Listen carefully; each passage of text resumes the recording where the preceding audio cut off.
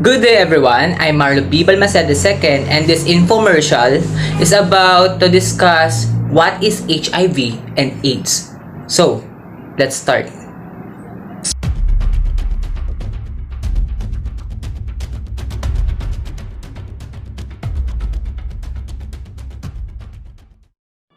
What is HIV?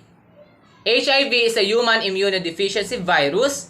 Is a virus that attacks the cells that helps the body to fight infections, making a person more vulnerable to other infections and diseases. It is spread by contact with a certain bodily fluids of a person with HIV, most commonly during unprotected sex. A sex without condoms or HIV medicine to prevent or treat HIV, or through sharing injection drugs and equipments. Ooh, that's the HIV. So, what is AIDS? So, AIDS is the acquired immunodeficiency syndrome, is the late stage of HIV infection that occurs when a body immune system is badly occurs and damaged because of the virus. How can you tell if you have HIV? So the only way to know for sure if you have HIV is to get tested. You can't rely on symptoms to tell whether you have HIV. Baka kasi mamaya, labasan ka ng symptoms ng HIV but wala ka namang sexual intercourse or wala ka namang through injection na transaction or transmission. So, hindi mo pwedeng sabihin na porket may sign ng HIV is HIV positive ka na. Knowing your HIV status gives you powerful information. So, you can take steps to keep yourself and your partner healthy. And HIV has 3 stages. So, the first stage is the acute HIV infection. So, what is this ba? So, within 2 to 4 weeks after infection with HIV, about 2/3 of people will have a flu-like illness. So, this is the body in natural responses to HIV infection. And what's that infection po ba? So, flu-like symptoms can include, the first one is fever, the second one is chill, the third one is rashes, the fourth one is night sweats, the fifth one is muscle aches or ache, and then the sixth one is sore throat, the pain on sore throat, the seventh one is fatigue, the eighth one is swollen lymph nodes, and the ninth one is mouth ulcer. So, that's the acute HIV infection. That's the symptoms po. So, how about the second stage, which is the clinical latency. So, the clinical latency in this stage, the virus still multiplies but at a very low level. People in this stage may not feel sick or have any symptoms, but this stage is also called chronic HIV infection. Without HIV treatment, people can stay in this stage for 10 to 15 years, but some move through these stages faster. So, if you have take HIV medicine every day, exactly as prescribed and get undetectable viral load, you can protect yourself and your health and have effectively no risk of transmitting HIV to your sexual partner or to the people you've been done sexual intercourse. But if your viral load is detectable, you can transmit HIV during this stage. Yes, even you have no symptoms, it's important to see your healthcare provider regularly to get your viral load checked. That's the stage 2. Moving along, the stage 3 is the AIDS.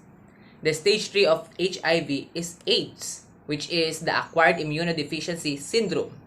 If you have HIV, you are not on HIV treatment.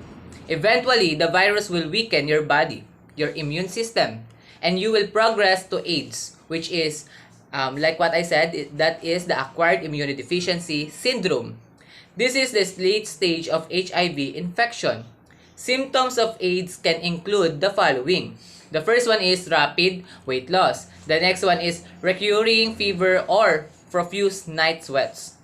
The next one is extreme and unexplained tiredness. The next one is prolonged swelling or lymph glands in the armpit, groin, or neck.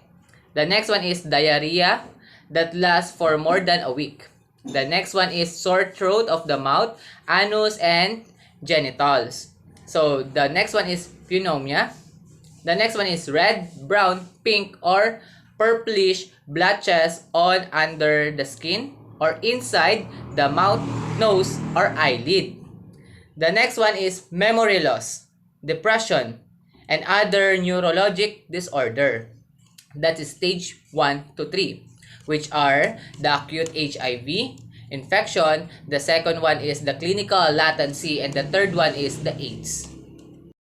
So, how do you get or transmit HIV? So, paano nga ba na ipapasa or paano nga ba nagkakaroon ng cases people to people ang HIV?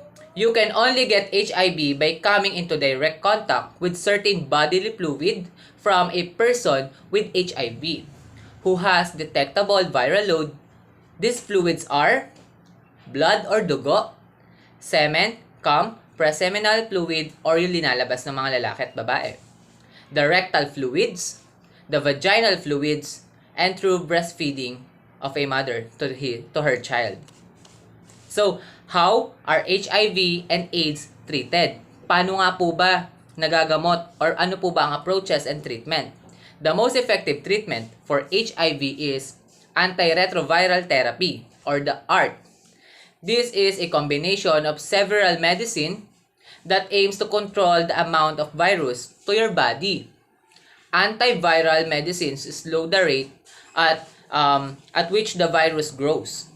Pinipigilan nito na dumami at magmultiply yung mga virus sa cells natin. Taking these medicines can reduce the amount of virus in your body and help you to stay healthy. So, the effective treatment for the person with HIV are the ART. What's ART means? Antiretroviral therapy. This therapy helps you to reduce the capability of a virus to multiply and grow. Kuya Marlo, through sex lang po ba nagkakaroon or natatransmit ang HIV? The answer is no. Yes, unprotected sex is a big factor. Mas malaking factor po ito na nagkakaroon ng HIV, nakahawahan ng HIV na naglilid din po sa AIDS. So, ano-ano pa po ba iba? Katulad ng sabi ko kanina, breastfeeding. If si mother ay positive siya sa HIV at siya ay nagpapadede or nagpapasuso ng anak niya, yun po ay may malaking tsansa na mahawa po ang bata. The second one is through syringe or mga hiringgilya. So, if nagamit po ang hiringgilya or injection sa person with HIV at ito po ay reuse, ginamit sa'yo, malaki po ang tsansa na magkaroon ka po or mahawahan ka ng HIV since yung dugo niya ay merong bakas or marka or naiwan dun sa injection na itinurok po sa inyo. Kaya po, ang HIV can be transmitted not only for in unprotected sex but also sa paggamit ng mga needle and through breastfeeding and other fluid, especially kapag vaginal, mga ganun po. Kinukonsider ang HIV and AIDS as pandemic dahil ito ay wala pa rin pong lunas na talagang makaka-cure sa sakit na to, but ginagawa niya po undetected and pinatutulog niya po yung virus. Still po, ay hindi pa rin po tayo dapat magpakampante dahil marami pa rin po may bilang ng mga tao na na-diagnose sa HIV. Mostly po, mga kalalakihan na 70% sa mga may cases ay mga lalaki rather than sa mga babae. Now, tell me that HIV is not a serious health condition.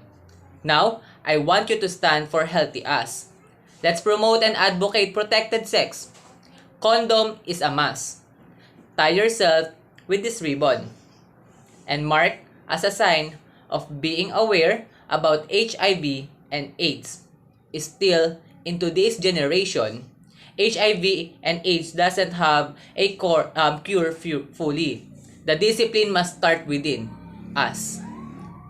I dare you to protect yourself. I dare you to protect your partner.